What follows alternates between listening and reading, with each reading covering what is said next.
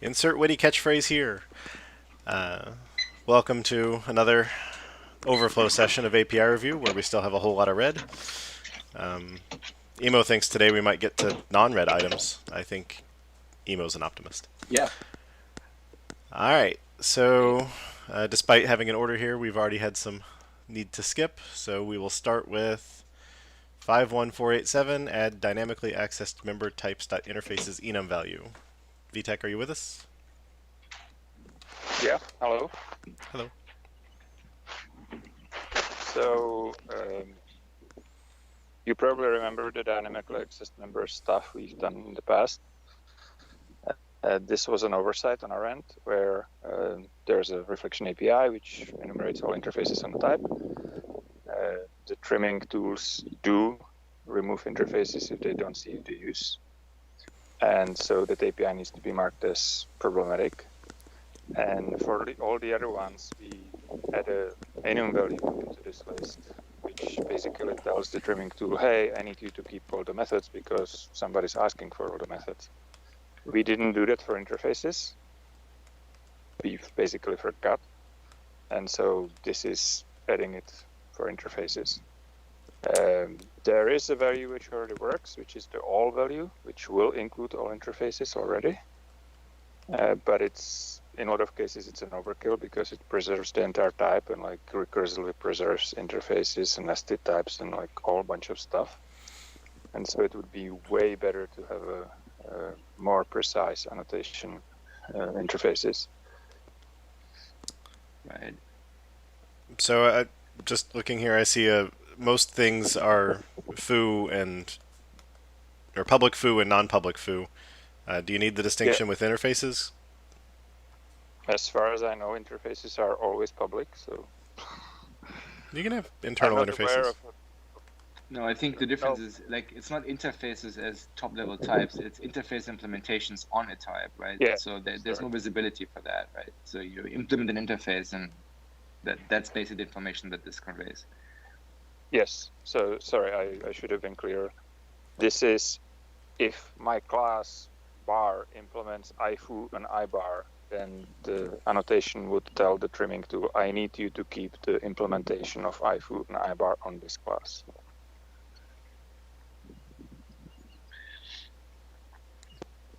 Because somebody's asking for, like, on bar, what are the interfaces you implement? And as far as I know, there's no distinction between public, private there. It's just the list, always the same. Okay, so this one is don't remove interfaces from a type just because you thought the interfaces were unused? Yeah. Not remove interfaces from the assembly. Remove interfaces from type decals. It would obviously also preserve the interface types themselves because it has to do that then, but that's a consequence. That's not the reason. And the reason why it didn't show up in the original enum was that there's no similar binding flag for it in reflection because interfaces are not considered members. The get interfaces API is basically like an orthogonal thing to all the other ones, and that's why we missed it as well. Does that also mean that the other method that is on type, like I forgot what the name is, like get interface map or whatever the thing is, that gives you the actual mapping from interface members to members of the type will also be preserved, right? I think that one doesn't need it because in that case you tell the API which interface you're talking about. And so that type of exists, and so it has to be implemented. So if it's not that it's keeping the interfaces and that a kept interface is always kept or preserved for the type declarations, it feels like to me it feels like it would probably be useful if it was more clear that what it's keeping is it's not interface implementations, I guess. But I don't have super strong feelings. Just I assumed this meant don't erase the interface type declaration itself, not don't erase the fact that a type implemented the interface. I mean, interface implementations would work for me. That seems close enough.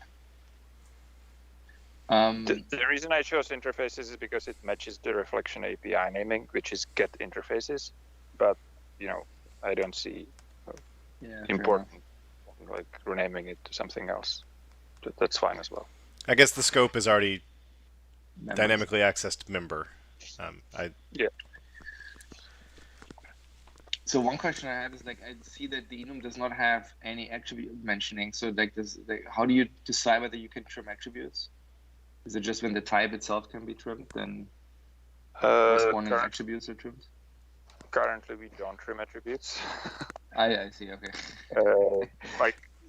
We tried. The code base actually has a notion of trimming attributes, but it's very problematic, mainly because most of the patterns which use the attributes ask for the attributes by name. Mm-hmm. And so it has this problem just like the interfaces here, but it's bigger because it's, in a lot of places, basically impossible to guess what the type is. Gotcha. I mean, we might get there one day, but we're not there yet. So when we come, maybe in a year we'll come and add an attribute here. I don't know. Makes sense. The good news is that the all, which is supposed to be superset of everything, already handles all these cases correctly, even the attributes. So us adding interfaces fits nicely with that the all is still a superset of all the other ones.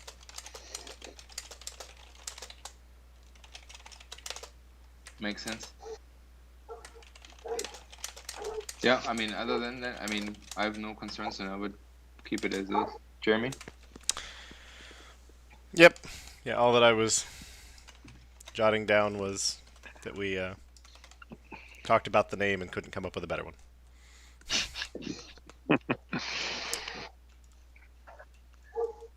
Well, it is Friday after all.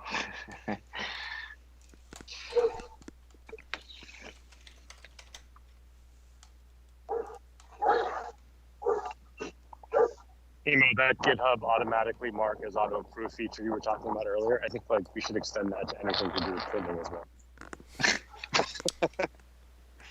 Yep.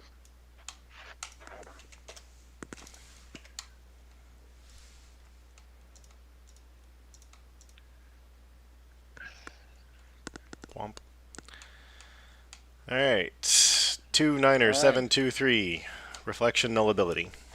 Yeah, so basically we have this feature for a while now since I think .NET Core 3, I believe, nullable reference types in C#, right, where you can put question marks on reference types to indicate that some things can be null.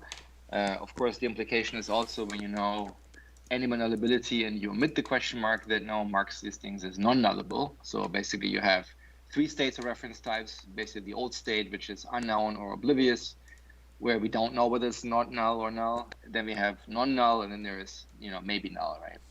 And so at compile time, it's all exposed. The Roslyn compiler APIs actually expose that information. They do it, of course, for top-level entries, but also for flow analysis. So if you're inside of a method body, you can ask, at this particular point, do you know whether this expression is nullable or not? But we don't really have the corresponding thing in reflection, right? And so the scenario that we talked about was MVC or EF, where you want to, for example, have an entity and you say, hey, I have a customer. The customer, has, first name, last name, middle name, and when I then create a table out of this customer object, I would like to somehow convey to the system that middle name, for example, can be nullable, right? And the way it used to be done is you put some attribute on this property that say, oh, this could be null, and then the EF, tool that generates the table declaration basically does that. But now with reference types, it would make a lot more sense for the developer to just say, hey, in my C# code, the way I indicate whether the property is nullable is by putting a question mark behind it. So it would make sense for EF to actually, handle that as well. Unfortunately, that would now mean that whoever writes the code for EF that does that, they have to somehow crack open the metadata understand the attribute encoding that the compiler chose and determine whether this property is nullable or not. That is not as simple as you might think because of the way they actually are encoded. And so the proposal here is to give a first-class reflection API that allows people to ask that question. So we reviewed this, I think, almost a year ago, I think, maybe a year and a half ago, actually. And so the feedback that we got back then was, one, the proposal originally had was baked into the reflection APIs themselves. So there were virtual methods on property info and others that would give you the nullability state. People didn't like that. And the other thing that people didn't like was it would only give you access to the top level information. It wouldn't be able to tell you, for example, if you have an INumerable of string question mark, that the element type there is nullable. And so the design that I now sketch here basically gives us, first of all, it's devoid from the reflection APIs. You just have a new top level concept where you can use it to actually ask nullability information. But it will also work for top level as well as any other nested generics, right? So for example, nullability info gives you basically the state, which is unknown, not null, maybe null. But you can also now say, well, if you have an INumerable of string question mark, for example, the generic type arguments now would be, for example, string question mark in this case, right? So you can actually get the nested annotations as well. And as we discussed this with Jan, one of the concerns was, well, we probably want to do some caching here because the way the attributes work is that there is this nullable context that the compiler applies at the type level or member level to indicate defaults to basically make it more compact. And so we want to avoid repetitive walks through the reflection APIs to find out what the context is. But as soon as you add caching, now you have this problem of like, okay, how long is the cache valid? Is it across all processes, or across all threads or whatever? And so the easiest way to do it was to say, well, we have a nullable context object that the user creates, and that's basically the level at which the caching is happening. And when you then ask this context object and that thing can cache, we can decide to make it thread safe. We can decide to not make it thread safe. Probably we should start with not making it thread safe as a starting point. And then just say, yep, this is the thing that does the caching, and when you drop the context on the floor, the cache also disappears. And so that's kind of the proposal. I have a high-level question, if now is a good time. Yep. There's a slippery slope when it comes to nullability with all of the other nullability attributes. Not null, disallow null, not null if, not null when, like all those. I assume that even though you can encode something like a question mark using those attributes instead, we're not respecting those at all as part of this. Is that true? Yes. So like what I built in the prototype is I only use nullable context, nullable attribute themselves. So all the other custom ones that we have, the expectation is a caller would have to look at the custom attributes themselves and make decisions based on that. Because as you said, the policy gets way more nuanced now, right? So the API really doesn't have a way to automatically somehow convey that, yeah, when you return this, it may be null, but when you take it, it's not, or something like that. So there's a lot of nuance where you just have to understand the attribute in order to understand what the flow is, right? And so I think that's probably acceptable because I think most of the time these things are more important when you actually think about code flow. I don't think they're necessarily important when you think about it from a model perspective, right? Because I think even methods are probably not the most interesting thing that the callers would likely care about. I think it's mostly fields and properties that people actually care about, right? Because it's basically the data description, right? Yeah, I mean, the problem there when it comes to something like a property is you can have a property that's annotated as nullable, but either the setter or the getter could have an allow null or disallow null on it, and vice versa. You have a property that is non-nullable, but the getter setter could have an allow or disallow on it. So it does impact the signature of the method essentially. We can probably make that possible by just giving you basically in and out as separate values, and then we could do some smart parsing. But as you said, the problem is that gets very quickly very slippery and also very complicated now because it doesn't really work for, I can kind of see how this works for properties and fields. It gets a bit more nuanced when we talk about method parameters now. And Yeah, I mean, certainly the conditional ones would be very difficult for this to reason about. I'm just wondering about the non-conditional ones. I mean, we could decide we're simply going to leave it entirely up to the caller. The problem with that, though, is I expect we're going to start to see, for anyone who cares, like properties, we're going to start to see all those call sites using this also have all this duplicated logic to check for those additional constraints. Yeah, So that's one question or feedback. Just one If- other question around. Go ahead, Leva. Sorry. Yeah, I was going to say, I think the primary scenario for this is for things like MVC model binding, for instance, where they want to see if a property is explicitly marked as non-nullable and to disallow binding null to it. Are you suggesting that basic scenario can't really take place properly without additional work in the caller above and beyond what this API is providing? Yes. So I can have a property, and we have plenty of these that say, guarantee they won't return null, but allow null to be set, or vice versa, allow null to be returned, but throw if you try and set them to null. And that's modeled as it will never return null, but it allows null, then it's a non-nullable return type annotated with an allow null attribute. Or if it can return null, but it will throw if you try and set null, typically that's modeled as a nullable return type with a disallow null attribute. And so that does impact those kinds of binding scenarios. And we definitely have examples of both of those throughout the framework. Now, you could argue that some of those are legacy, but at least be permissive in what you accept and, concise in what you return. There are a lot of properties that make sense where someone's going to normalize a null coming in to say an empty string, and then we'll guarantee that they never return null because they're always going to return an empty string if they have null. Yeah. Based on what you just said, I am concerned about this being a pit of failure very specifically for property setters, which I think is going to be the big use case behind this. yeah. And then my Yeah, second question was around the not null constraint. I was just curious if I wasn't sure if the generic discussion that I see there incorporates that or not. So are you asking whether you can inspect the generic constraints on a generic parameter? So can you basically ask the generic parameter, or are you saying if a generic method, how do I know that this thing is null versus not null? There's the where t : not null constraint, which is entirely about nullability. It's not actually a runtime respective thing. I'm wondering if that's represented here or not. To be honest, I haven't thought about that.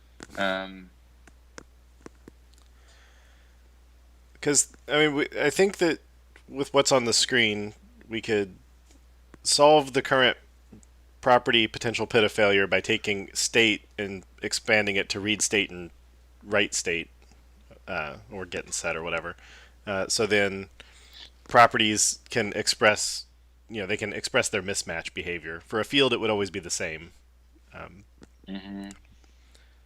But it would let the API express that properties are actually two different operations. Technically, it's not the same. It's not even guaranteed the same for fields. Just When can you have a field that is null read but not null write? yes. Yeah, when? For example, if you had a field that you allowed to be defaulted to null because it was part of, say, a struct, but you didn't want to allow anyone to set it to null, then you can have it be, either a non-nullable with a kind of maybe null attribute on it, or a nullable type with a Disallow null. I guess that's just the state where the nullability is lying, right? You said this is a non-null string, but it's a struct, so yeah, it's null. And that you're just promising that before any of your callers get around to caring that you'll have set it.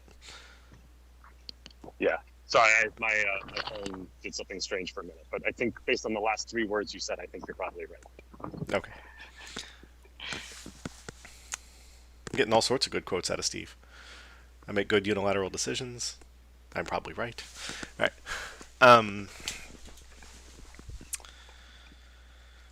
Fair enough. But yeah, so the field, non-nullable reference fields of structs are just a straight up lie always.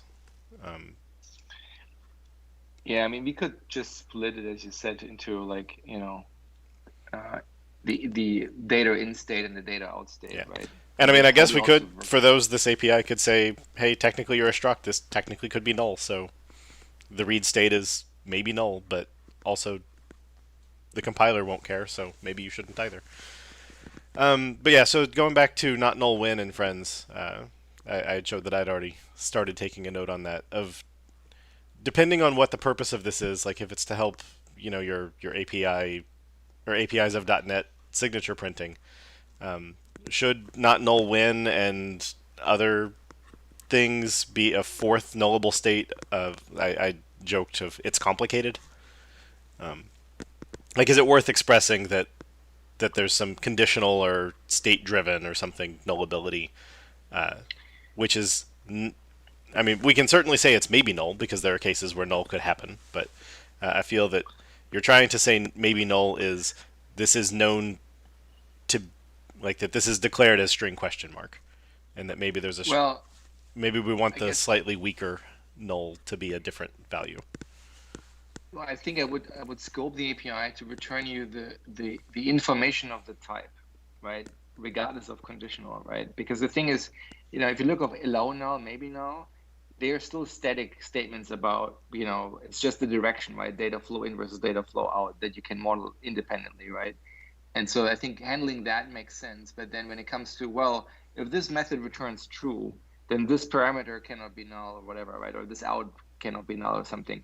That gets, I think I would ignore those and just say, yeah, those, if you care about those, you have to track the metadata yourself.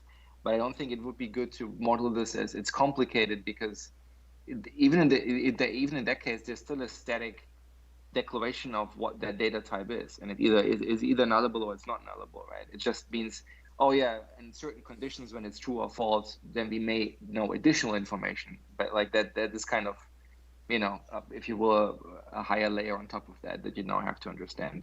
But that goes basically into flow analysis. I don't think anybody does flow analysis with reflection. Like, I think it's literally just the static definition of the property or the method where you care about what it actually accepts. I don't think people care about, oh, if this thing returns true or false, is this maybe null or not. At least I'm not aware of any scenario where somebody cares about that. Fair enough. I mean, I would say if we ever cared about that, I would probably just extend nullability info and try to expose that information in some way. But So I wasn't suggesting that we would want to expose the full behavior, but that maybe indicate that that if you care, there's more. Like, we know that the state of this is not black and white. And that's all. I wasn't gonna. Your proposal was to add an enum member to nullable state, right? To say, like, I don't know, complicated or complex or nuanced. Yeah, conditional, state driven. Yeah, something of that. That if you want the simple answer, null can happen, but that based on some other knowledge that we're not encoding in this API, that there are times that you could maybe treat it as not null.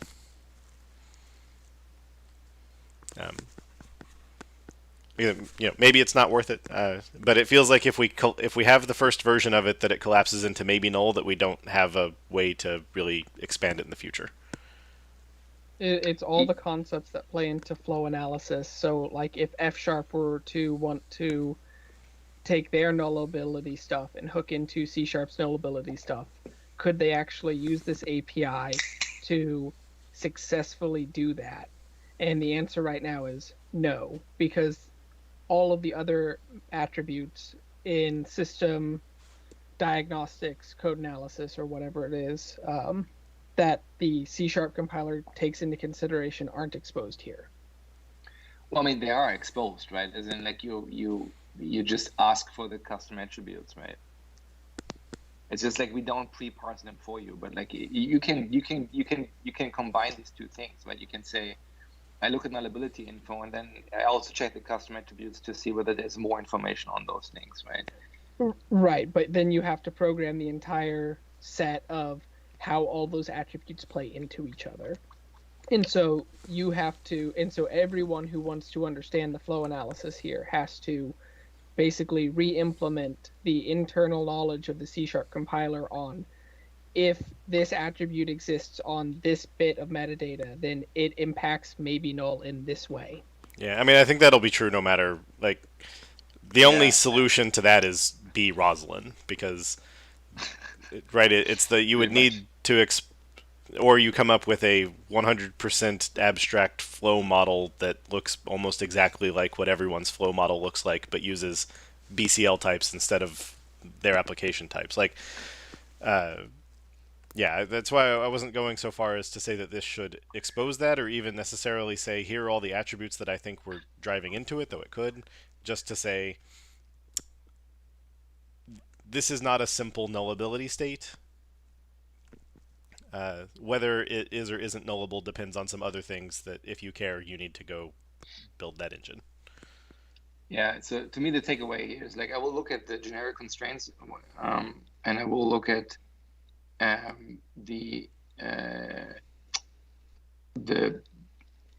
basically the input and output separation, right? For properties, so we can at least model the nullable field with a disallow null, or a non-nullable field with an allow null, because those are pretty common.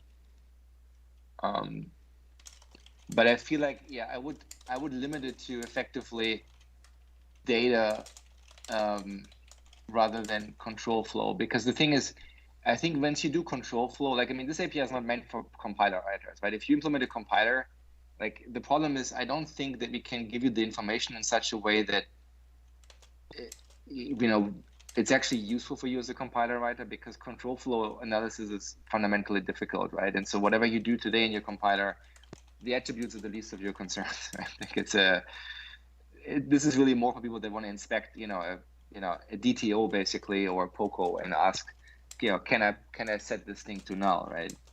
Right, but I think there's a clear bit missing here, which is there's not even a way to go and get the associated attributes. There's no way to go and get to say, I've got the nullability information here. Also give me all the related nullability annotations, like maybe null when false, which is going to be on almost every try API, or any of those attributes. You have to know about them separately. I mean, that's something we can trivially do. I mean, I think I practically already have the attributes anyway, so exposing the custom attributes as a property nullability info would be pretty trivial. I would probably not filter them. I would probably just give you the entire set of custom attributes, no matter whether they're related to nullability information or not, because that's easier and less work. And chances are whoever for each is over that will have to specialize them anyway, so it doesn't really seem to be a problem. Don't we already have a root type for all of our nullability attributes, so it would be easy to filter? That's an interesting question. I don't think we do we? I thought it's just... I remember it came up when we did API review. I don't remember where we landed on it. Now, maybe null is directly an attribute.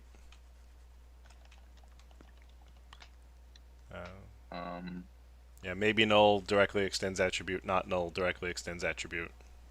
We didn't build a hierarchy. Okay.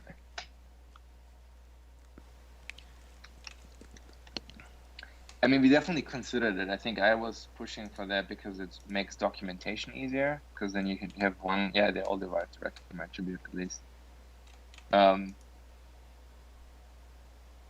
Yeah, I mean, I think our version was the namespace is relatively small, and there's a very small number of them.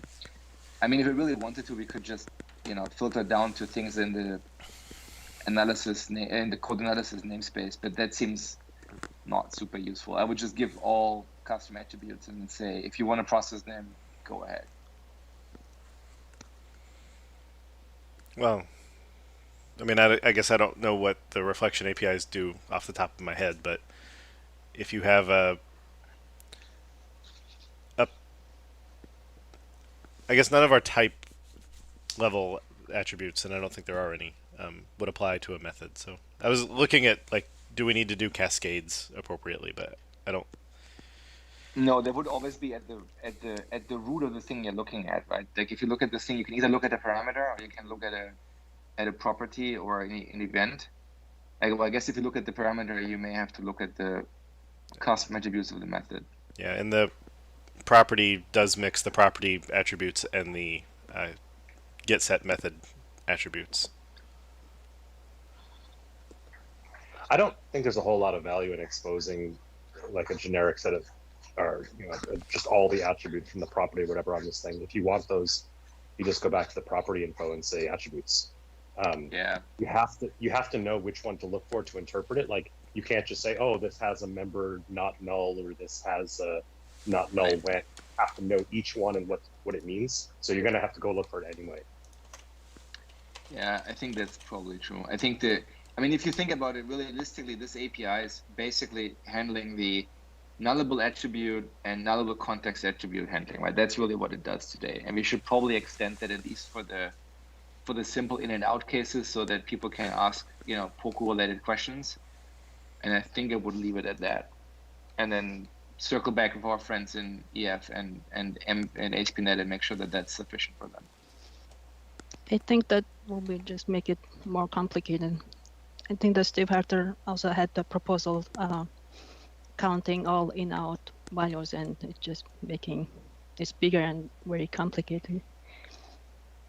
I think we just can let users handle the attributes. And I think we should just document which ones we handle and which ones we don't handle, right? I think the simple ones that are unconditional seem not super complicated, but valuable, right? Because they happen frequently enough. Yeah. Most attributes doesn't really make sense. I think we're just talking about allow null, disallow null, maybe null. Actually, probably even just allow null and disallow null. The other ones are about flow. Yeah. And you kind of need those, because if this is really about binding, what you're really asking is, can I set this to null, or might I get a null back? And the disallowed null and allow null are just as important statically as the annotation is at that point.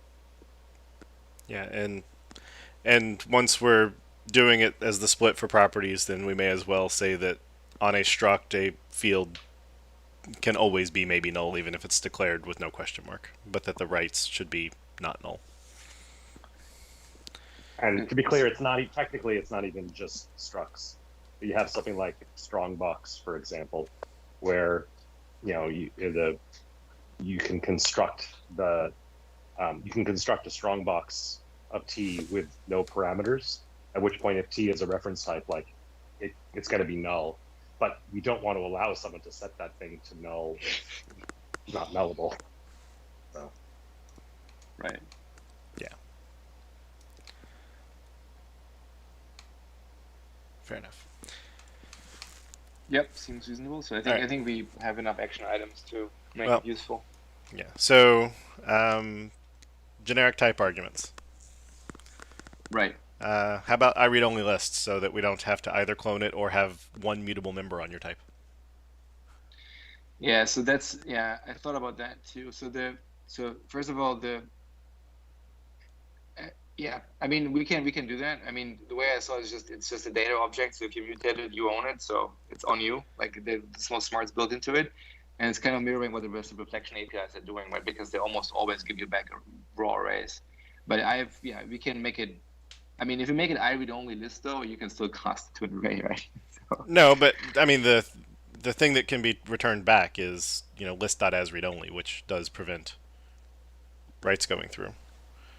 That way, you only have to build the list once when you populate the So to go back to the notion of caching, right? It's if this is the only mutable member, then it's the only thing that can be poisoned in the cache, and if we get rid of this, then it's much safer to cache.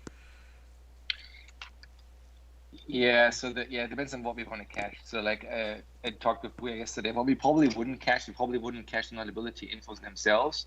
What we would cache is just the nullable context, so we don't have to walk the hierarchy every single time you ask for a member. I guess that's fair. If we wanted to cache nullability infos, then they better be immutable. Yeah. So That's it's just fair. I see only one piece of mutable state in this, and so I'm. But then we would still expose it as the as read-only collection or something, right? We would not expose it as an interface, right? That's I guess read-only collection of nullability info, because I think that collection is actually a list. Yeah. The only downside of that is you pay for that, right? Because basically you now have basically two objects, right? But I guess we may not care enough. You're doing reflection. Yeah, I mean, that's what I'm saying. Maybe we don't care enough, right? It's just then you definitely pay for the net allocations. Right, and it can certainly return null for it. There are no generic type arguments, so it can be read-only collection ? But then you can just create a new array every time somebody calls it, right? We can. That's fine. Like we can make it be, but in which case it should be a method instead of a property.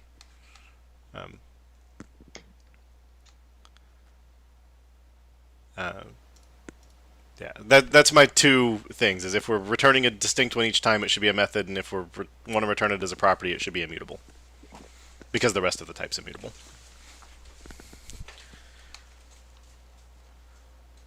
Yes, read-only collection is iList.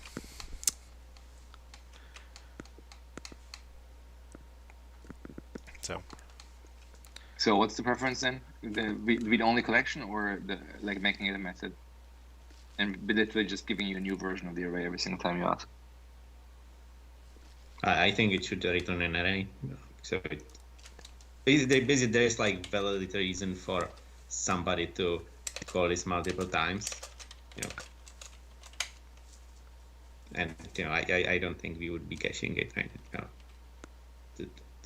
The hit rate for that cache would be super low. So. Right. So you think it should just be the mutable array property? Yeah. Well, it would return you array that you can mutate, but it wouldn't allow you to mutate the state. So a new array every call, or yeah. Okay, yeah. So then we should make it a method, so that you don't write it in a for loop. Because for I from 0 to nullability info.generic type arguments.length is in squared copies. Yeah, for the same reason, the element might be method as well. So assuming that we won't cache the element, well, maybe not. No, I don't know. Yeah, I mean, the one thing to keep in mind though is nullability info itself is not lazy, right? So if you ask for nullability info on, let's say, a parameter, I have to pass the whole thing anyway because it's in this flattened array form, right? So I have to walk the whole signature. So it's by the time I get nullability info, I did the walk already. Otherwise, I wouldn't be able to compute the indices. Oh, okay. All right, what's element? So if you ask for nullability info on an array, it's the array element type. If it's a pointer, it's the pointer type. Okay, so the nullability info is null if you're not an array. Correct, or not a pointer. I mean, sure. Not that pointers can be nullable, but yeah, it's just following the normal reflection API, right? You have element and generic type arguments are the two things that you can drill into. All right, so then I guess make that a method. Yeah, given that actually, like, I think having properties and telling people, hey, don't mutate it, would be fine too. Yeah, I mean that's kind of why I did it, because I was thinking that we won't do that. I mean, it just means ask cache nullability info would be harder. I mean, we could still say the person owns the cache, so if they mutate their own cache, it's on them. Yeah, right. Yeah.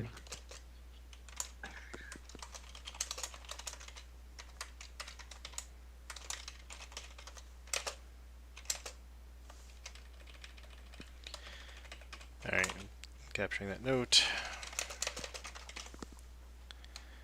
Yeah, and we had some discussion on nullable state as well. Like, Roslyn does not use those terms. They use oblivious No, they use not annotated, annotated, and I forgot. Like, if you scroll all the way to the bottom, like there's a discussion with Jared. They use lots of more comments since yesterday. Yeah, they use none, not annotated, and annotated. So none meaning oblivious, not annotated meaning not null, and annotated meaning maybe null. And so I said I don't find this wording particularly descriptive because you kind of have to translate in your head what that actually means in terms of nullable state. And Jared basically said, like, yeah, from a compiler author standpoint, it makes perfect sense, but he's not married to that either in terms of naming. So that's why I suggested unknown, nullable, and not nullable and maybe null, because that seems to be what people probably understand more. I like that as well. I also have trouble with just the annotated terminology, because for me, like when I've gone through and I've marked a file with question marks and not, I have annotated it. So at that point, everything for me is annotated. Yep. Yeah, that's kind of my problem. I mean, the other nomenclature they have in the docs, where they also talk about oblivious versus unknown, that's more the flow state thing, which for most people doesn't really matter. It's more the, what does the compiler think of this type? It doesn't really talk about what the consequences are. Right. Well, oblivious and unknown basically have the same consequences. Well, the statement here seems like it's just, you said of T, and since T is not struct or not null, it's you don't know until the T is specified. Right. So the unknown really seems to be pending, but yeah, I mean, it depends on the context, but basically unknown is effectively the same as oblivious, right? Because the compiler doesn't know. Like, it's basically like, I don't know, but it's null or not null. It depends on what T you're passing in. Right. So I'm not telling you one way or the other, right? But so anytime it would matter, the compiler would have resolved the unknown state out of unknown and into something else, because the T would be specified, because you can't make unbound calls. Well, depends on what part of the code you're talking about, right? Inside the generic method, you're still talking about this thing in terms of T's, right? So at that point, the compiler has to decide what assignments it allows. Yeah, so that's why I went with these things. I assume everybody's okay with the naming for the inner members. Yeah, I mean, I'll say, just because I said it in the past, that this isn't maybe null, it's may be null, but we already used a lowercase b previously, so this at least is consistent. Yeah, I remember when I typed it in that we had a discussion on that.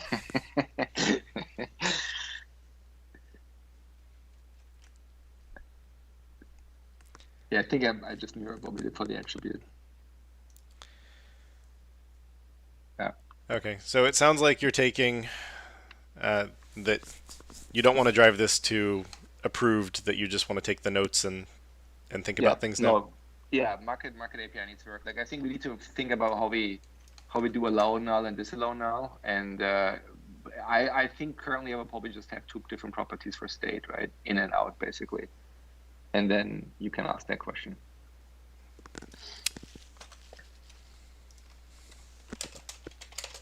I have to think about what that means for parameters, but I think that still makes sense too. All right, so that's what I captured. Split the state. Do we want it's complicated? Should there be a method to get the attributes? And the generic type arguments is mutable state. Do we want to do something different? That seems about right. Yeah, just market API needs work, and then we can move on.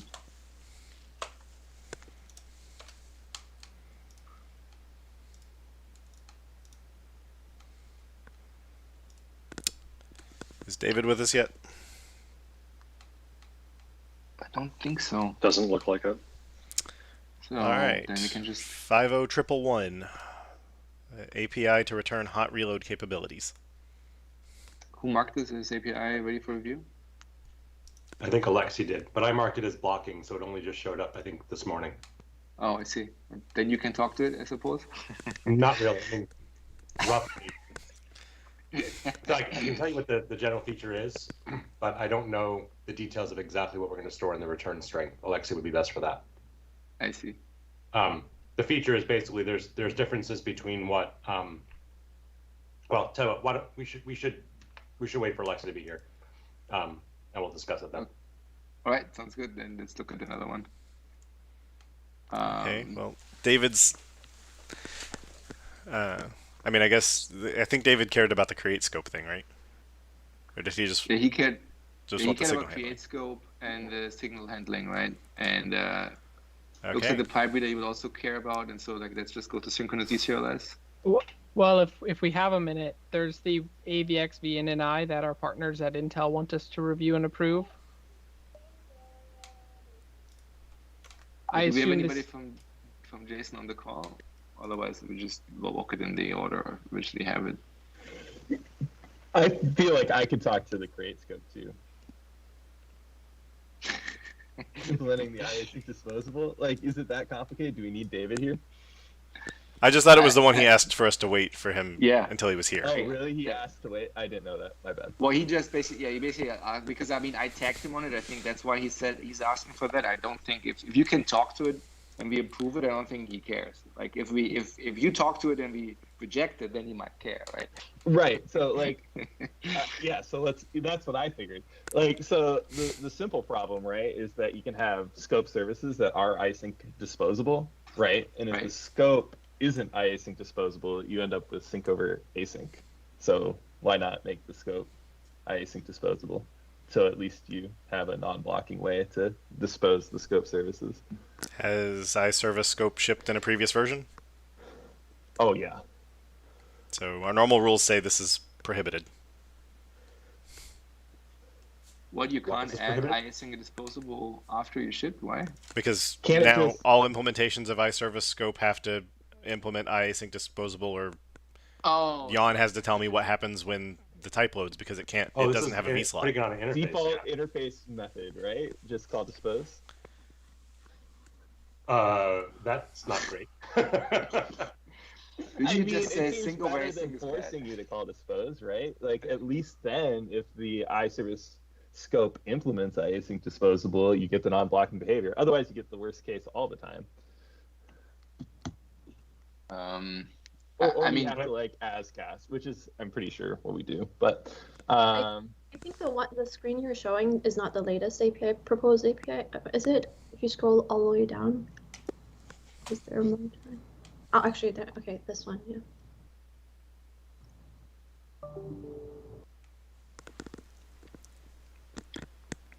yeah, I think he's suggesting what I was thinking, which is you can just, I mean, I suppose whatever infrastructure is disposing the service scopes can just check whether this guy also implements iasync disposable, and if it does, just call async dispose, right? but that Or requires dispose async. knowing it, right? And like this is like the service scope is more typically used by like application code, right, than implemented. So it's one of those things where if it's not on the interface, you have to know. Like ASP.NET would know, but Right. I mean, we've done the same thing in MEF though. Like, I mean, assuming if you have enough infrastructure that generally wires the stuff up, like in MEF, nothing extends iDisposable. It was just that if your MEF party happens to implement iDisposable, then we will call it. And that seems like not a bad pattern, right? Considering that most things don't have to be disposed. So why prescribe it in the first place? I mean, well, you should always be disposing a service scope. And the key here, I think, is making it clear to the consumers of the API that you should be disposing it using dispose async. Yeah, I mean, I think that what David has here, apologies to anybody who else contributed his names on it, is like this is the way that we handle. Like he basically made a union, right? And then nicely handled the dealing with it for you. So this is the non-breaking way to do it. Yeah, sorry, I didn't see the final proposal when I started talking about default interface methods. But yes, I mean, this also seems like a solution. Right. Well, because the one thing we know about default interface methods is don't use them to declare things from base interfaces. That's the one rule we know about them. is don't do the exact thing you just suggested. So And sorry, can you explain that just for my edification? that's when Eventually, diamonds that's how to happen. End up with diamonds. Yeah. Okay. Yeah, the one problem with DIMS is basically if the runtime can't decide which default implementation to use, you're screwed. And that's basically when you have diamonds, right? Because then you can end up with more than one candidate, and then it's like, oopsie, which one do you want to call? And that's basically like, if your goal is to minimize breaking changes, well, don't add things that might result in breaking changes. But I think what David is proposing makes sense. But I guess the corollary of that is that we would tell people don't do create service scope, call create async service scope now, right? Effectively, right? Because I suppose at the very root you want the thing to be async service scope so that if something implements async disposable, it does the right thing. Yeah, I assume that this is really only ever used by the direct caller. So create service scope either if they're in an async context, they should switch to async. And if they're not, then what they have is all that they can do. Sounds about right to me. Yeah, that makes sense. I mean, I assume we have a create service scope extension method already. Or So do they show up as overloads? is the only method on the interface or something? Yeah, I mean, we have create scope, which would be basically that. Well, it looks like service scope extensions is a new type as well. So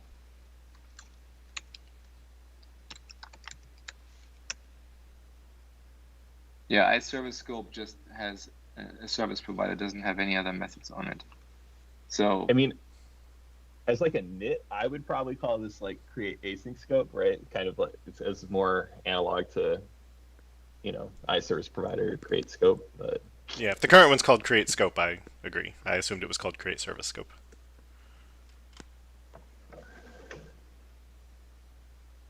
oh, he would. Oh, I see now. Oh, yeah. Okay, so it's on the service provider itself. Yeah, that makes sense.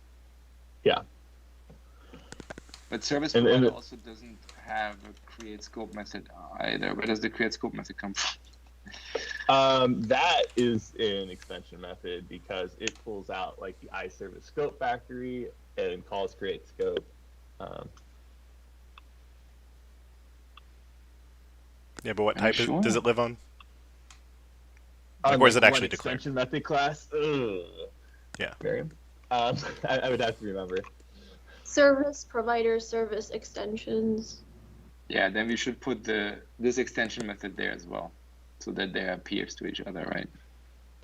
And then we should call it create async scope. Oh, I deleted the wrong word out of that.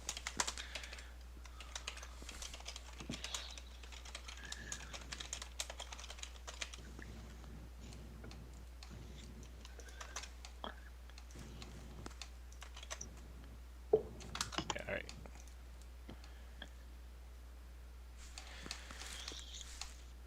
Okay, so put it on the existing extensions type and drop the word service out of the method name. Yeah. Um, Make it like closer to the Yep. create scope method. Yeah. Cool.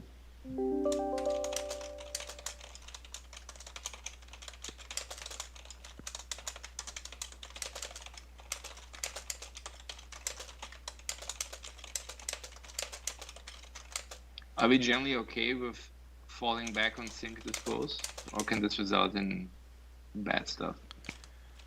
I mean, that's what happens today. You're suggesting like throwing is an alternative? Well, doing nothing. I think it's okay. yeah, I mean Fall it's back to the synchronous dispose.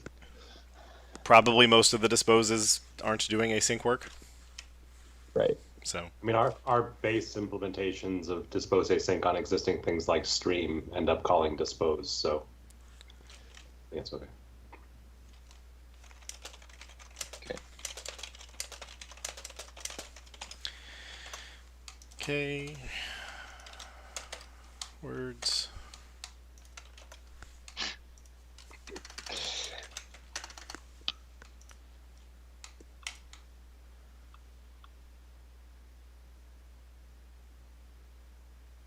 All right.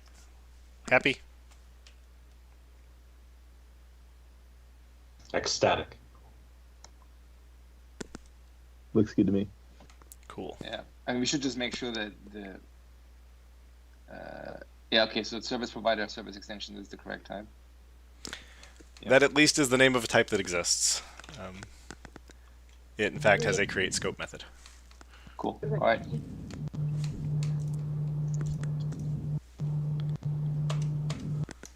Looks good to me.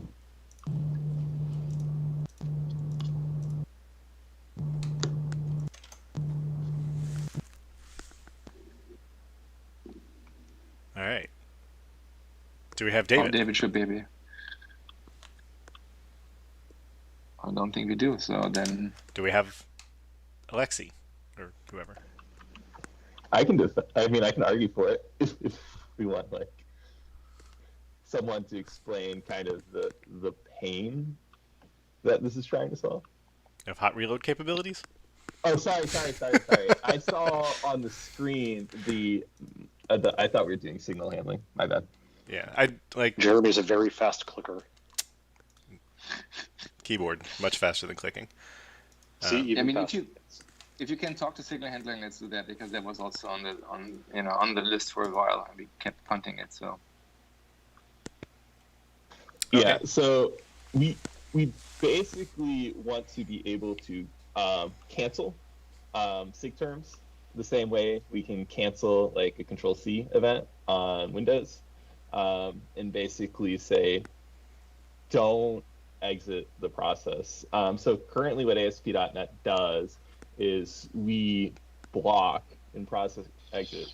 So we can unload our host. Basically we can just finish unwinding, disposing our servers, that kind of stuff, before the sig term is actually like handled by the runtime, the process exits, right? But a sig term, despite the name, right, like the process doesn't have to exit. You can ignore it, not with the current APIs, and that's kind of the problem, right? So we want it to be more like a signal, like cancel key press, where you can do something, where you can say, yeah, we got you. Like we'll handle the termination of the process ourselves. Like that's the plan for ASP.NET, right? Like the host will exit, program main will unwind, it will exit. We just don't want to have to like have this, blocking callback, halt everything. I'm here. Yeah. Wait, is Jan here? Are both Jans here? Yeah, I'm here as well. Perfect. yeah. All right, I'll let David continue. Oh, did we start? Yeah, we did. Yeah. Wonderful. So this API started off as a request to basically just fix sig term handling. So some background: sig term is there are a bunch of signals on non-Windows platforms that you can use to handle arbitrary things. Some have meaning, so like sigint is like Control-C, and some people map things to like shutdown and other arbitrary signals. We don't have an API to handle signals generically in .NET. We have another package called, what's it called? MonoPOSIX? That one, yeah. Exactly. That can be used to implement some of this stuff. This was inspired by the fact that several orchestrators like Kubernetes and Docker and systemd use different signals to basically trigger shutdown or mean different things. So the original intent was, could we handle sig term and sigint and Control-C in kind of the same way, so we don't have to kind of write different code and have different features based on how .NET mapped those to the current APIs.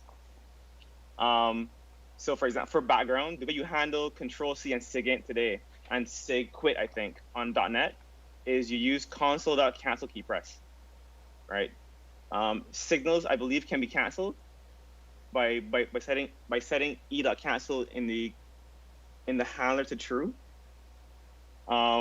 which means that we basically are telling .NET cancel whatever cancel the default handler in the runtime, and instead just let me handle it myself.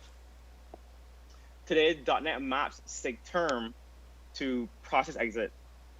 The issue with that is if you want to use sigterm, which is used by Kubernetes and Docker, to start a graceful shutdown, you have to block the process exit callback until your code is done running. And it turns out this leads to a ton of deadlocks, as you can imagine, right? If you block process exit and someone calls process.exit, or sorry, environment.exit, it'll hang, right? In some strange way. If you want to have your code in main unwind and run to completion, you have to kind of block the exit callback until your code fully unwinds. People get really confused when Control-C does one thing and sigterm does something else. So the intent here was that we would add an API to let us to handle both of those in the same way for these scenarios, and also avoid the having to synchronize between the exit event and the main process. Then, yeah, go ahead. But you're basically asking then for a cross-platform API, right? Where basically no matter whether you run Windows or Linux, you can always subscribe to this handler, and the handler does the mapping, as you're suggesting, right? So it started off not being that, but then Jan kind of encouraged, Jan Kodas encouraged to make it more generic because we had a bunch of these issues hanging around. And I looked at other platforms, and they basically, Windows is the only platform that has the Windows specific viewpoint. All the other platforms kind of map these signals back into Windows signals, or Windows. Is it signals? No. The Windows fallback, or the mapping, it's just, kind of best effort to not make this API completely useless on Windows. Yeah, exactly. I can completely imagine, that we can make this API Unix specific. It would throw platform not supported exception on Windows. That would be completely valid, approach to. It just, doesn't seem as useful. Yeah. One problem with signals is that on Windows you can actually deal with the subscribing to the Windows signal-like events using p-invokes, and so you can kind of work around it yourself if you want to, without writing unmanaged code.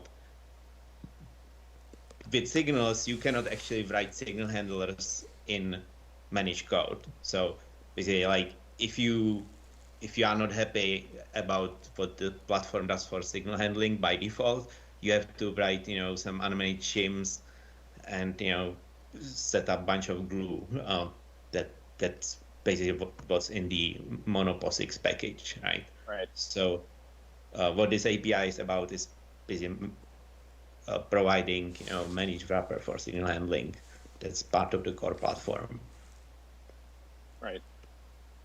Is that difference between operating systems one of the reasons that you have a model where you subscribe to individual signals rather than just having an all-purpose event handler?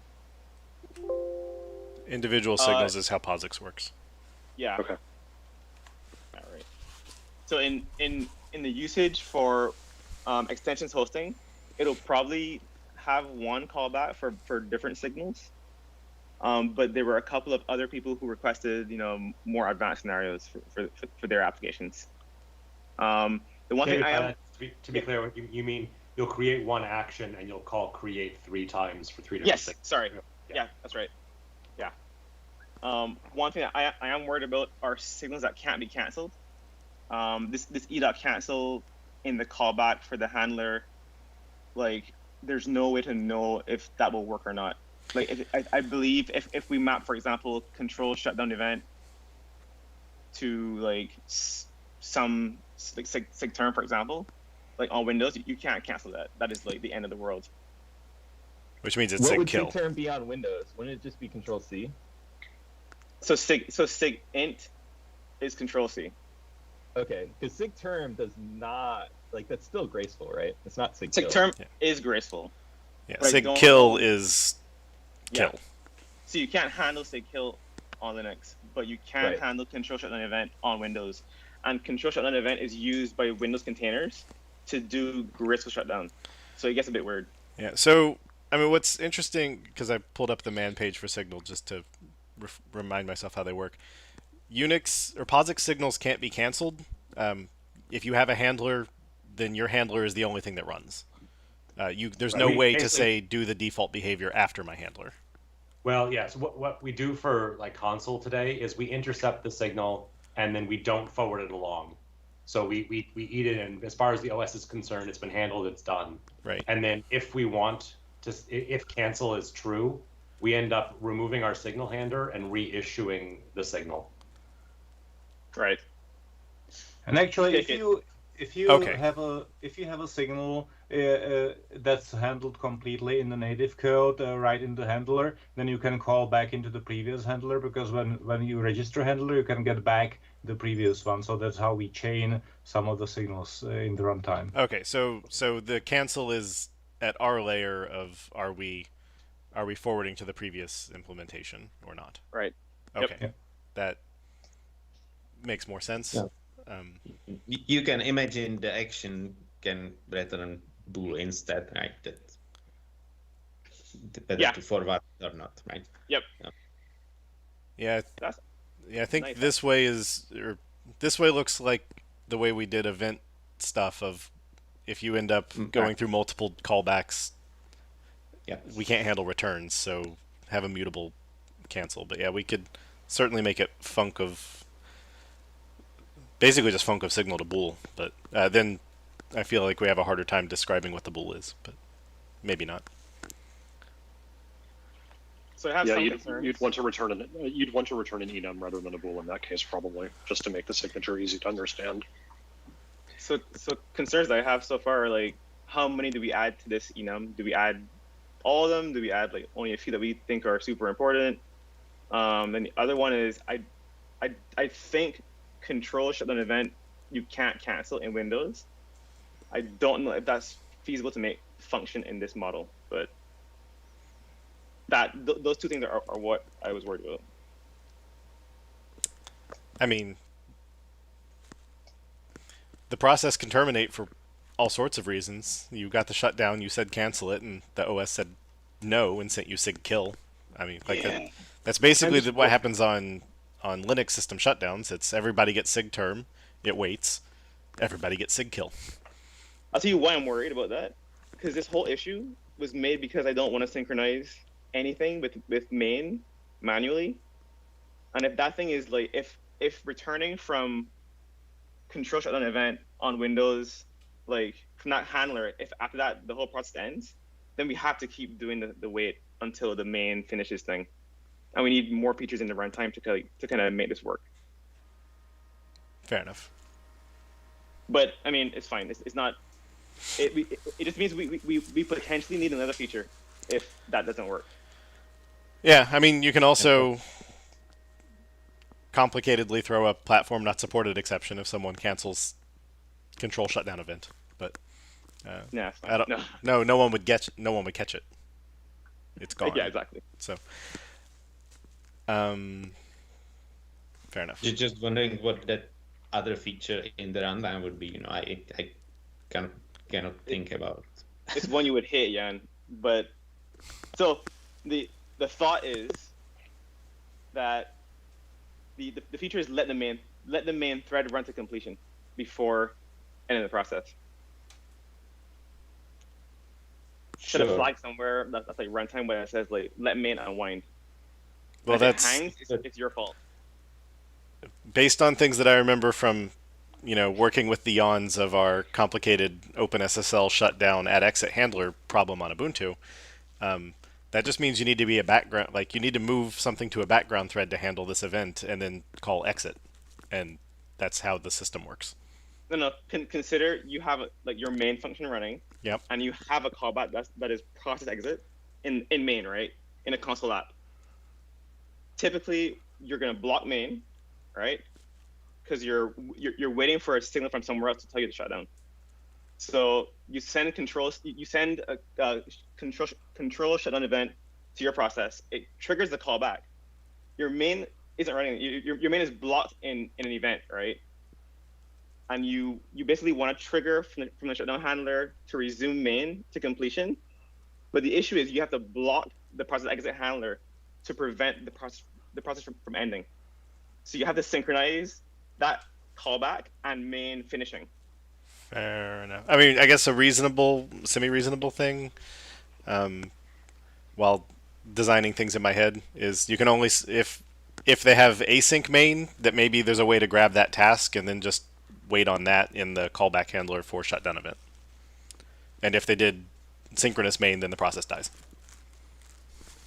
Like, and the only reason this comes up is because people have filed about 1,000 bugs, probably like 10, but 1,000 in my mind, 1,000 bugs. It feels like 1,000 bugs, where they basically wrote code that works fine on Linux and will flush logs and will run to the end of main. But then on Windows, it ends halfway through the main running because we block until you call dispose, and their function didn't call something that was there because it just quit midway. It's hard to describe. Yeah. For the event that signals main finished running is the process exit event, right? It basically runs once the main finishes running, unless something else happens. Right. You get the process exit. I super agree. The only issue is that Docker, for some reason, uses we match sigterm to that event. So that event means start a shutdown. So we basically have to. But I assume that this API would take precedence over it. So if you subscribe to sigterm, yes, then and say cancel, then the runtime behavior won't happen. Right. Exactly. Yeah. Yep. Agreed. So it sounds like it's already doable then. Just requires some complicated code. Yeah. Yeah. And there was also some discussion about like adding more non process exiting signals, where there are signals that, for example, are issued when, I don't know, Windows resized or whatever. And then when we are already doing some signals, then maybe it would make sense to do like all or majority of the async signals, because the processing would be basically the same. So that's about the list of signals here. Yeah, I think at that point, that sounds, from a Linux perspective, that sounds like goodness. From a Windows perspective, I feel at that point, we're not going to have clean mappings for a bunch of those. Some of them we will, a bunch we won't. And so we probably would need some sort of can handle API. Where? On signal context, or on like a static, I see. On signal handle registration or whatever. That's like, can. Well, wouldn't it be just the documentation that says, hey, this API works for these values on Windows and throws platform supported except platform not supported exception for everything else. That's a good point. Our platform compat analyzer supports being put on individual enum values, right? We could put it on the signals and say unsupported OS. Oh, it does? Yes. Interesting. Yes, we can do. I mean, on the one hand side, I kind of like the idea of having a platform, like cross-platform from day one, because it seems like you don't want to write different code based on operating system, right? For the general case. And if the general event, like if most signals can be mapped to something sane across all operating systems, I think a cross-platform API makes sense, and then we can still add Linux-specific signal handlers and just say, sorry, you can't do that on Windows. That seems fine, right? You just have an API that can grow then. What does that look like to you? Is that a signal API or is that a shutdown API, or is it? I mean, that kind of depends on how you want to do this. I feel like you probably, given how Linux signals work, which is kind of this open-ended, like numeric, I give you something and then there's some behavior thing. Like you probably want that as the key API, otherwise this will be hard to evolve, right? Right. Okay. Like if we make it super abstract and say, I don't know, shutdown handler thingy, whatever, then it gets very weird to actually add new entries to that. I mean, we could do that too, right? We could say, screw it, we just give you a cross-platform shutdown handler, and then if you want anything else, use the monopolics library, which gives you full access to everything, right? That's also possible. Oh my god, the numbers are different on different places? Welcome to Linux. Welcome to Does that mean we can't have an enum with values that make sense?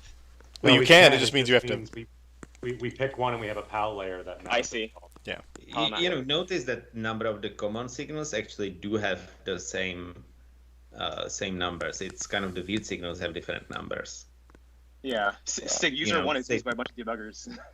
Right. For example, sig in, sig with, yep. sig hub, and what was the fourth one we were handling? Sig term. Sig term. 15. Yep. Right. So all of them are kind of standardized, right? Yeah. Okay. Yeah, it's not the case for the ones that are not process exiting. Seems like the sig tt in, sig tt out, and sig win change are all having different numbers on weird platforms. Yeah. It looks like. I mean, it probably comes back to this one of which standard. Did a standard define it, or did people just do it? But yes, I thought that this one looked more interesting to share.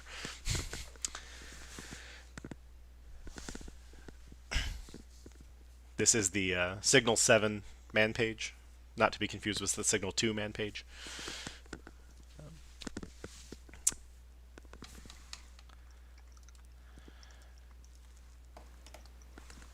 Yeah, so I mean, the quick things that I have are, you know, if we're trying to emulate the POSIX signal API, that we probably want to call this signal POSIX signal, basically just because signal is a super generic name. And generally, we don't use interrupt names in public API, which means we would then name these the, you know, words hang up, interrupt, quit, terminate, etc. For as many as we felt like doing. I'm just like, that's our general stance. I'm opening it to discussion. That one I think we should leave as is. It's I an think the interrupt POSIX signal services. makes sense. Yeah, and it's an interrupt services where we do tend to name things to match the native names. Okay.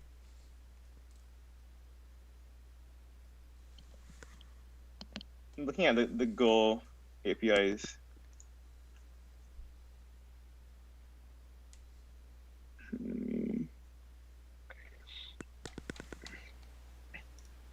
I mean, it also kind of depends on how pretty you want this to be, right?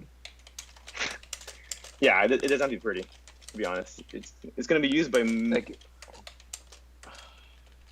shutdown code and like code doing super advanced signal handling. So the host will make it pretty, right? Yeah, the host will do it by default. Yeah, I mean, if it's really only for people that for which our hosting layer isn't good enough out of the box, then I think it's fine. But if you want to push a lot of people to using system runtime interrupt services, then, you know, the three types here are probably the least of your concerns, because it's like you just get access to a lot of ugliness, right? And yeah, if you just want to, I mean, at that point, I mean, another option is to just put this in its own namespace and making it its own thing, right? But I mean, it depends on how, you know, I guess how much we care to make this a, you know, .NET-like scenario rather than just an interrupt component. Sorry, which name are we debating now? Namespace, more like the shape, right? And the shape, the whole thing. Sig hup versus hang up. Oh, yeah, if we're talking about the enum values themselves, I think these are the right names. I mean, you basically have three options. You can use the Unix or the POSIX names, you can use the Windows names, or you can come up with some .NET name. In this particular case, coming up with a .NET name, while it might read better, you're not going to be able to find any documentation from the underlying OS about what that means. The Windows name, most of these aren't going to have a direct Windows mapping. We're going to do some kind of emulation. For these, like, yes, there is for some of them, but not for all. And the Linux one is very clear. Like, it maps to, or the POSIX one, it maps to very clear documentation about what this is being sent for, and I think it's the most searchable thing we could use. Fair enough. The thing because when Tanner mentioned interrupt services, we use names. The first thing I thought of was Win API. So the existing calling convention thing, we Pascal cased these things. Again, I'm not saying we have to do it. I'm bringing it up that we could do big S, little I, little g, big H, little u, little p.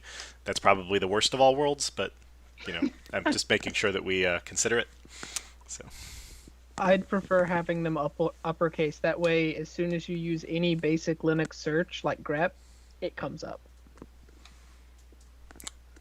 Yeah, otherwise you'd also force me to go and figure out what SIGTTOU means and whether it's which letters are uppercase and lowercase.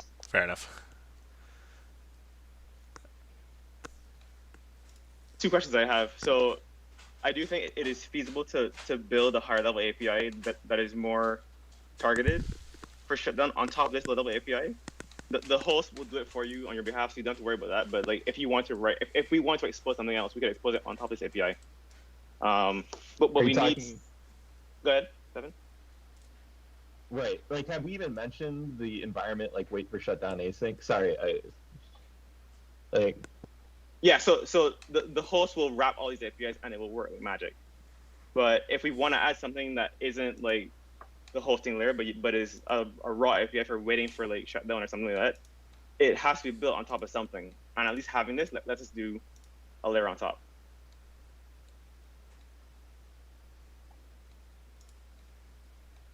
So I guess that there was one particular thing that was potentially requested by someone else. If you scroll to the bottom, there was this weird enum instead of a cancelable, but it would have like signal behavior, like these four.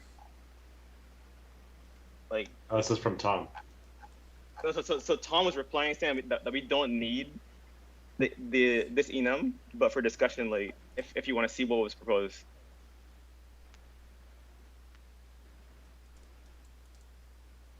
I think it was like if you dispose your handler, does it basically reconnect the one that was there before you even subscribe to it? And I think that was like what it was.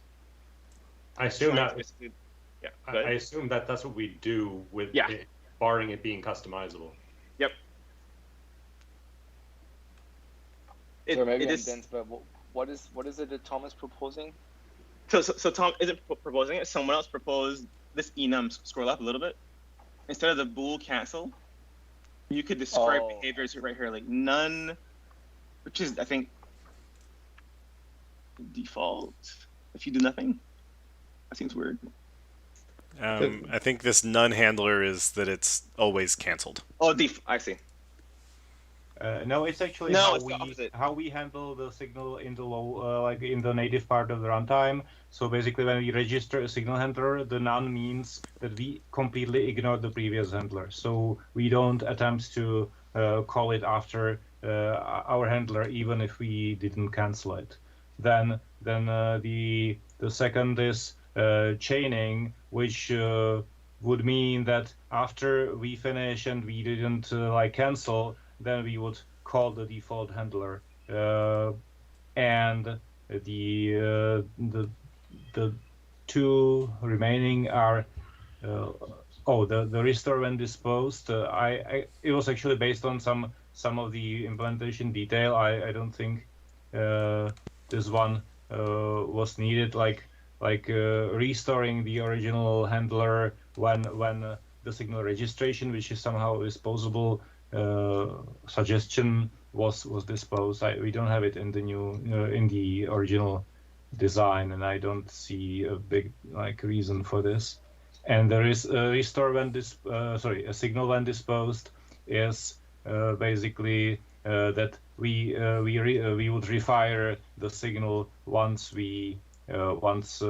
that signal registration thing got disposed. So for the original. And there are some issues with this because the signal handling is async. So basically, in the signal handler, you cannot run any managed code because of possible problems with reintrention of say allocation or file IO or whatever in the C library, and so you can basically just signal some other thread that will later launch the actual handler. So we don't have a way to right away like do anything with the original handler. The only way that we have is to like fire the same signal again later and somehow then let it be handled by the original handler. But we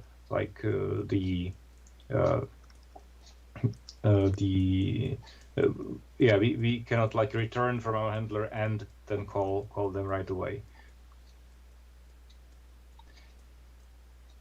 Yeah, so we just stick with the cancel true false.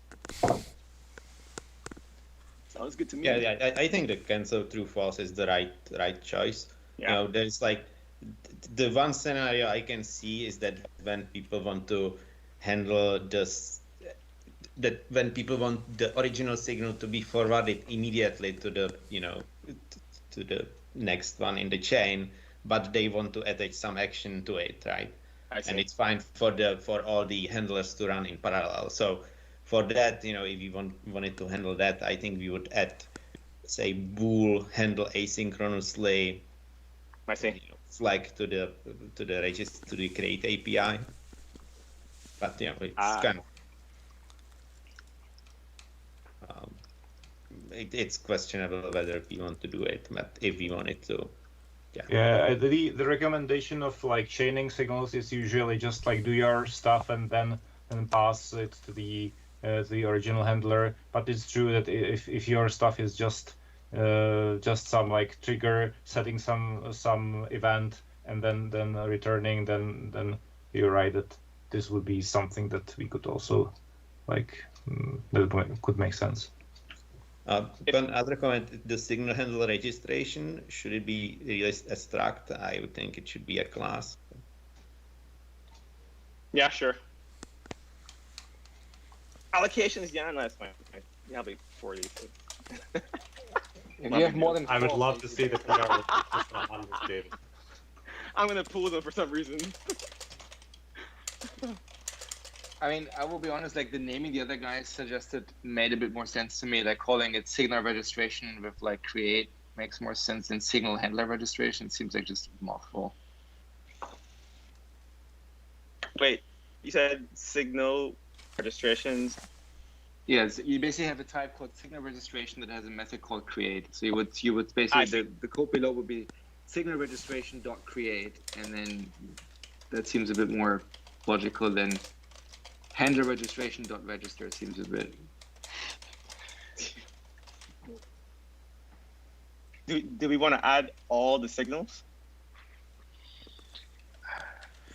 I mean, just like 16? So like what happens? Where's SIG.io? Yeah.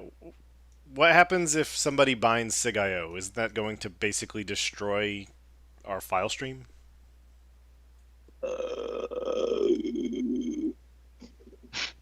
I plead the fifth.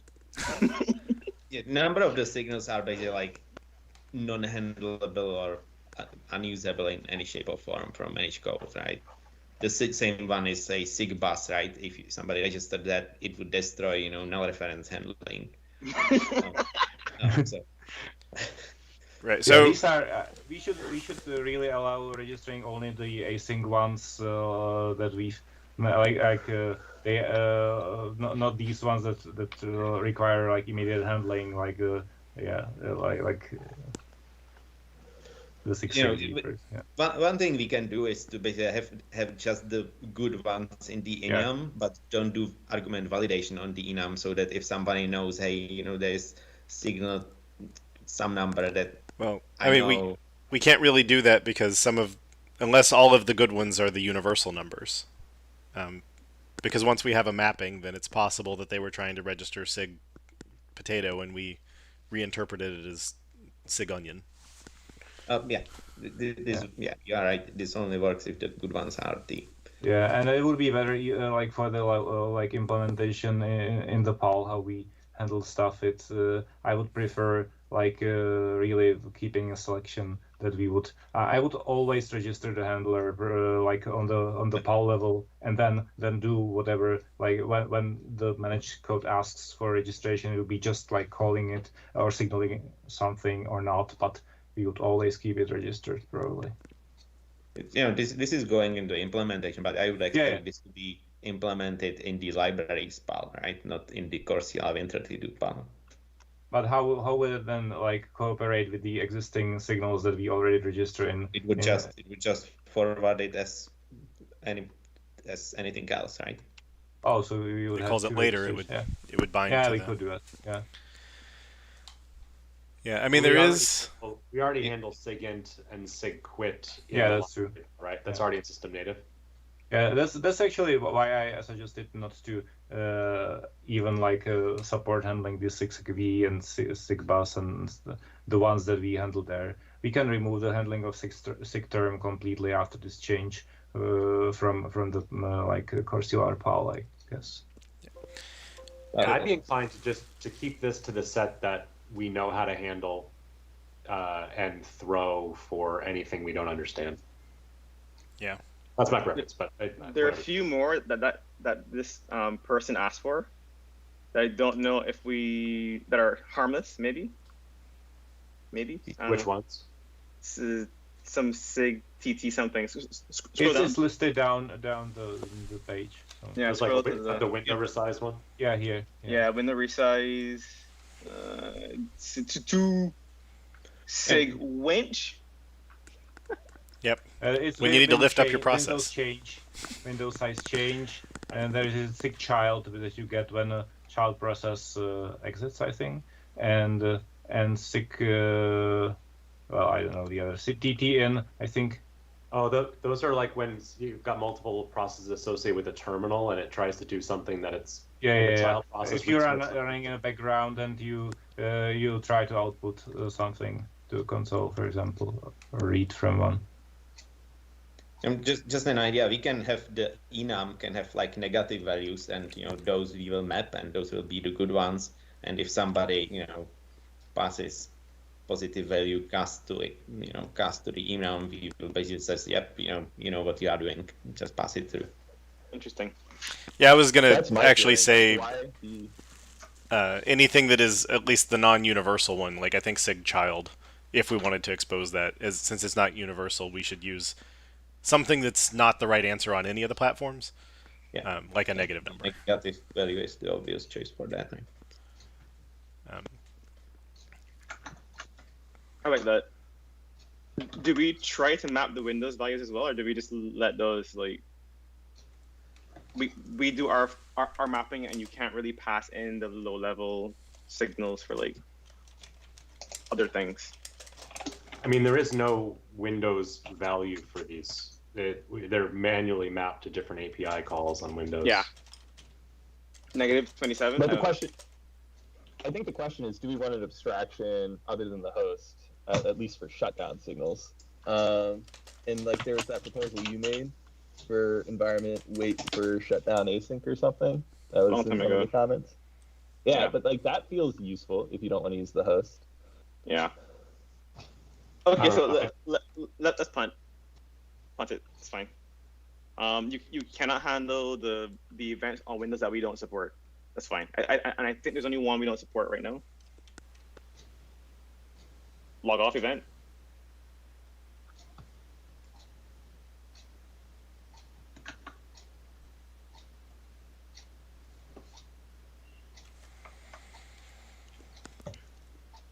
And for Windows, you have always the pinvoke as a workaround. You're right. Yep. That's true. All right. So, what signals do we think we want to add to the enum?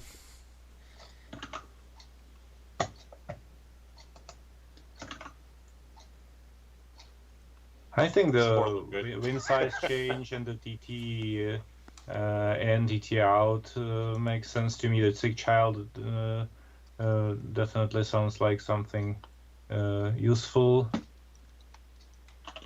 Okay. I mean, yeah. So potential signals.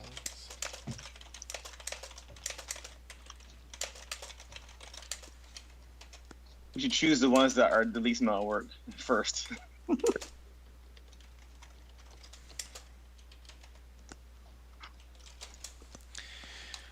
right. So I took a note that we're considering child TT out, TT in, and win change.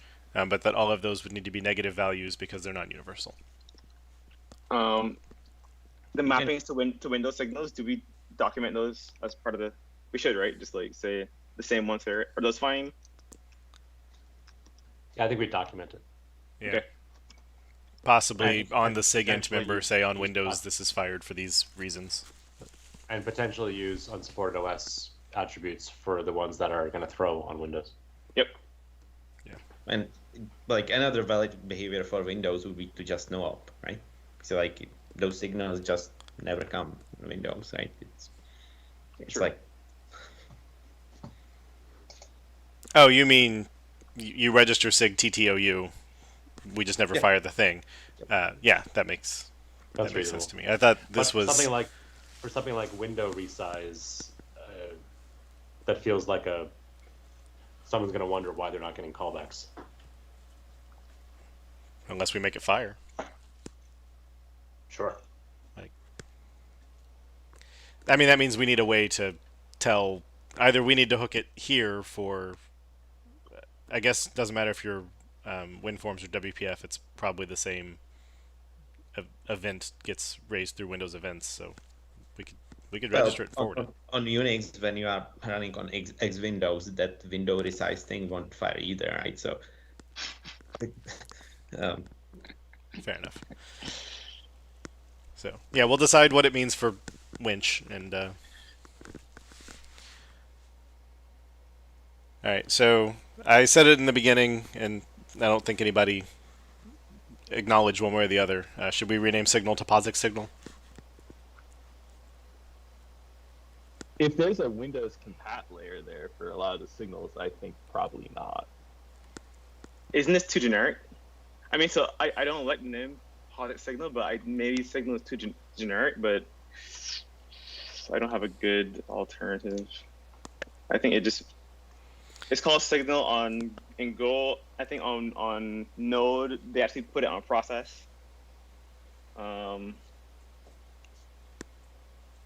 Operating system signal or OS signal? OS signal. OS signal. That one's actually agnostic and more defined than. I kind of like POSIX signal. I mean, we're using the POSIX naming. Yeah, You're right. Like Windows is getting an emulation of the POSIX of the POSIX signal. Like that's like all the more reason in my mind not to call it POSIX signal, because like if you know what POSIX is, you recognize the POSIX name and POSIX names, and you see POSIX signals, and you're like, oh, this will only work on POSIX systems. But I don't know. I believe somewhere Windows claims to be a POSIX signal or POSIX compatible system. WSL. Right mode. WSL too. Well, there's a registry key that's existed since like NT4 that you can turn it on, which is be POSIXly compliant, and then you get to watch as processes crash left and right because file paths become case sensitive. Right, and that's funny, but it has nothing to do with this because this will work without that reg flag. Right.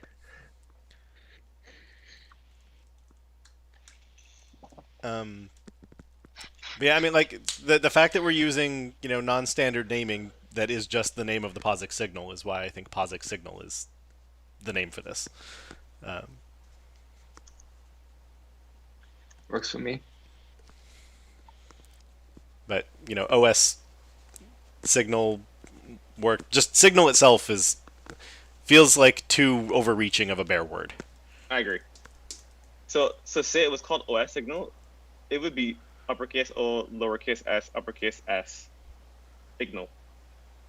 Two-letter acronyms are both capitalized, so it would be open source software ignal. That was gross. Okay, call it POSIX signal instead. POSIX solves that problem. So then it's POSIX signal context, and then POSIX signal. I mean, I think we can leave the POSIX off of the other two types, so we only need it on the enum. But I'm fine with putting it everywhere. Given how big that namespace is, I think you want to find these things next to each other, right? So if one is POSIX and the other one is signal, then God help you. Fair enough.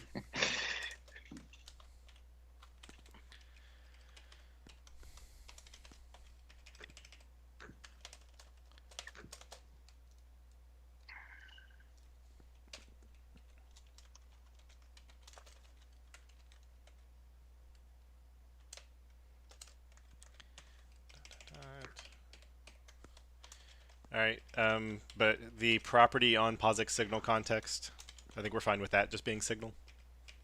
Yeah, of course. I mean, Similarly on the parameter to registration. Yeah. Let's have some amount of taste.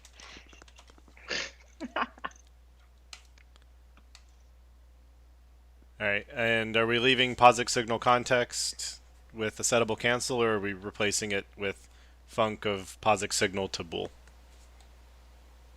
Settable cancel. Okay, so this. Wait, I thought we were going to get rid of handler from registration. Yep. I did take that note. I just then, when copying and pasting the API, missed it. That's almost pretty. Oh. POSIX everywhere. Negative everything? That guy? Yeah, I would make everything negative, so that, the positive numbers are passed through, and up to you.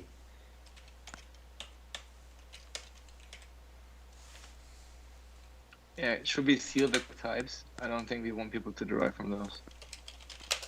Seal everything by default. Kidding. I'm not kidding. I hate you all. Unfortunately, I feel we lost that battle a while ago. You all. Yeah, it should be sealed, and it should have a constructor. It should have a constructor that takes the signal as a parameter too. That way you can test it.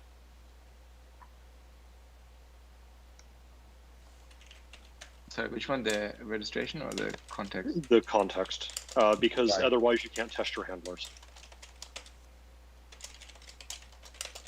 Okay. I guess. Don't worry, no test these, they always work. Well, for the testing, you would really want to have a function to trigger a signal, right? I was gonna say the same thing, yeah. Yeah. Yeah. You get a robot that control C's on the keyboard while the test is running. No, you can. The process can just send signal to itself, right? Yeah. Yeah, I can call the one that's not signal, because signal is register the handler. Yeah. Now you're changing the global state of the application in the middle of the test, which is probably not advised. Oh, static. I mean, can't be worse than daytime.now. Exactly. Hey, we made that a little better. How? Where? We're starting to cache a little bit more than we used to. It's fast, but it's still like non-deterministic in tests. Okay, so is there more to this? Like complicated So before we move on, events? oh, sorry. I thought we were moving on this issue. I just want to know, like, are we doing I didn't hear a response. Are we even considering the wait for shutdown thing? No, not. I don't Okay. think so. Not in this meeting. Right, and that's the same thing I was asking. Is there more to this issue that's not just these signal things here? Only after we have sealed the deal and have this API locked, then we can, if everyone's bored, we can discuss everything or go home. So what do the 3 dots mean, Jeremy? Is this just that we don't know yet, or? I erased the other signals were being discussed. I see. Like this Okay. TTOU, and I think that from the API review perspective, we've decided use the name of the POSIX signal, and when we feel like wiring up handlers, blank check. Yeah, so I think what we said is we want to not give you just everything, just the ones that we feel like can't corrupt the application entirely, right? Right. Yeah. Yes, I used to have the partial list, and then I rewrote one of my comments, and I got rid of it. Add POSIX signal enum members for all the ones we want to support, which should not include ones that we know will break us. Are we gonna throw up front, or are we gonna just let it know up? I think Jan wanted positive value pass through of like, fine, we'll call the registration handler for you, and if you kill us, you kill us. Okay. And if you're not on x86 and you didn't look up this map, then good luck. And I'm willing to hold my nose and turn around while that goes through. I'm not willing to write that down. It's not the API. That's the. I mean, it is a little bit. We said no validation, I guess. One dumb question about APIs is if we don't list a constructor, it means we have a private constructor, right, on the registration class? Actually, it means there's a public constructor. We probably want this non-constructible. It means Jeremy forgot to type a line. No, well, it's... Yeah, I was just... No, because it was sure previously a struct. No constructor. It was previously a struct, which means it has a constructor that you can't stop. But now that made it a class, we can make it non-constructible. Should the create method be just the constructor? I don't know.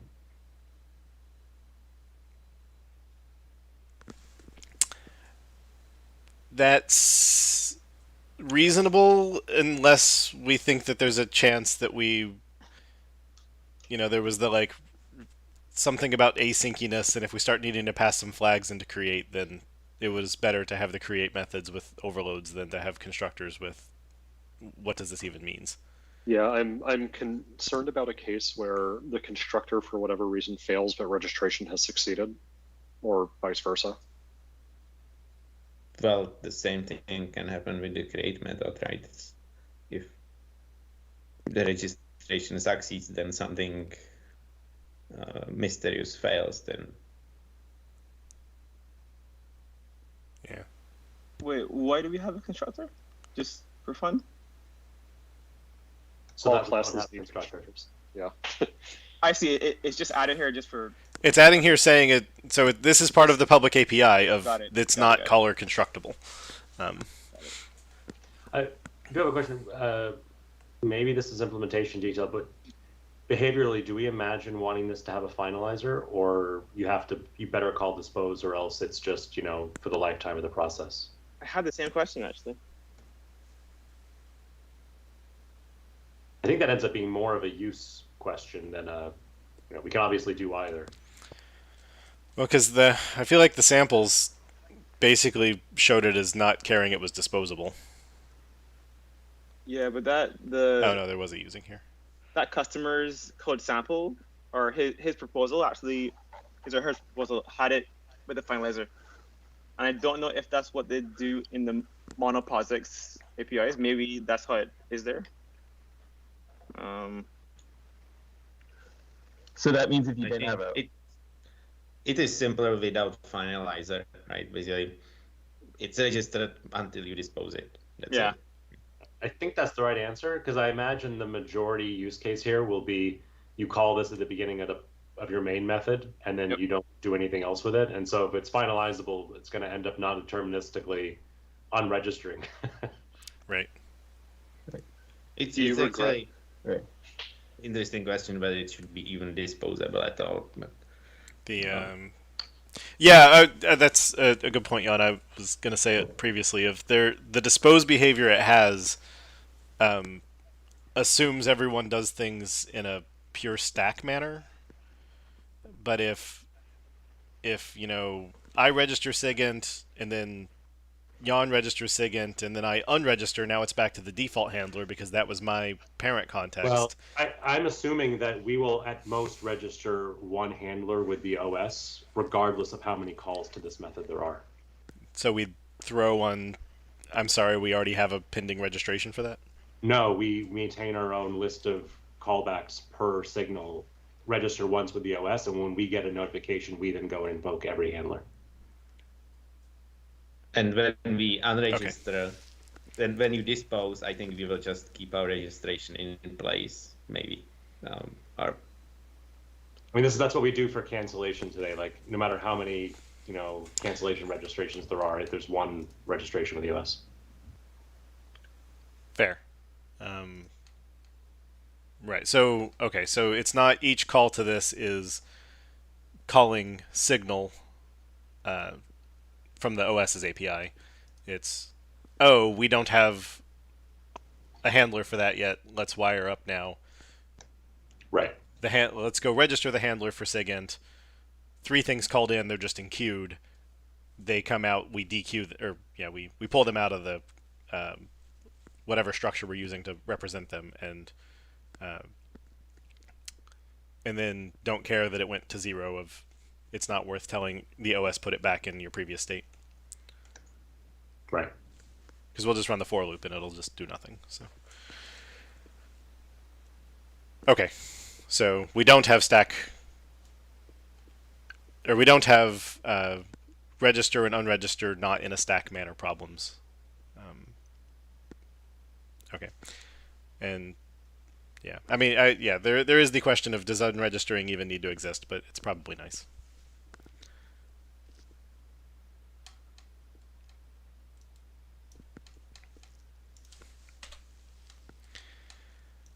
All right. What does this mean for the console control C handler? Like that one is presumably cross-platform today already, right? Yeah. Yep. I mean, we could very easily build the control C handler then on top of this, rather than having them both go to native layer. Yeah, I guess my question is, what happens if people do both? Do you get same behavior or both fire, right? I think. Yeah, I mean, if we were to register both with the OS separately, then we might run into some issues because of the lack of forwarding from one to the other. If we build Control C on top of this, they both fire as you would expect. And they're both capable of canceling because we'd have to make sure the events bind. But right, basically we'll take the existing infrastructure that exists for cancellation, we'll repurpose it for this, just letting it handle a few more signals, and then we rebuild console.control handler on top of this. That's my gut. Okay.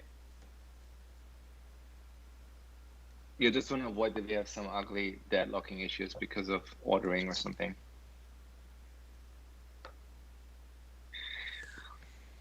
And then if a signal isn't cancelable, do we care about being able to tell anyone that, or we just doesn't work, whatever? Behavior continues the way it is. I think we just document what the behavior of these individual flags are, because I mean they're already very specialized, you know, where you have to say, well, if you're running on Ubuntu 16.04, then you get that behavior, but if you're running on Red Hat 7.x, you get that behavior, right? So got it. It might be nuanced anyway. Yeah.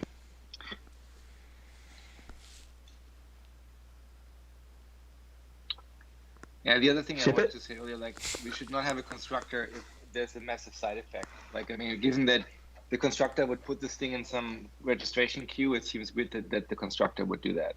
Like, to me, constructors are kind of, you know, semi-pure in the sense they give you a new instance, and that's all they do. They should not do some crazy things where newing up an object magically makes it appear in some queue. So timers. File stream, we should delete its constructors because it causes files to exist on disk. That is, I mean, it is an example where something is not quite right. I agree with your starting point, but yeah, I like playing devil's advocate. All right, then I think we do. Anybody not happy? Death, right? Are you happy, David? Happy. I'm super happy. I'm jumping up over the couch. Yawn. Yeah, I'm fine.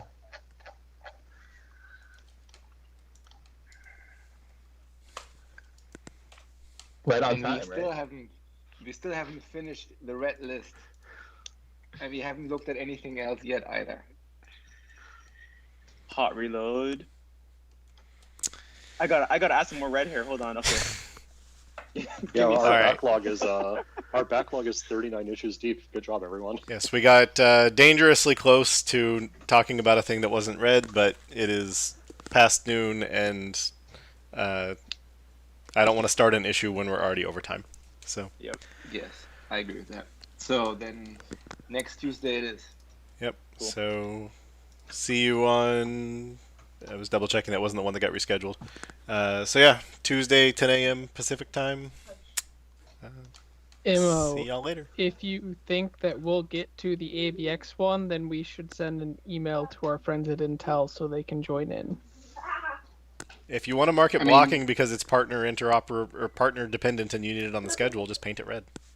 Game the system. Yeah, that would be my suggestion. I mean, in general, like I want to do things in somewhat of a priority order, but like we don't know the priority, right? The feature owners are the ones that have more thing into that. But given where we are and given how many issues we have, we should be somewhat selective of what we do. So, because we can't get it. Right. This is one where they've already implemented it. They're waiting for us to approve it so they can submit the PR and get it merged in. Should mark it blocking then. Yeah, that's blocking. Yeah, I'd mark it. If there's code that is already ready that just waits, then that's clearly the definition of blocking.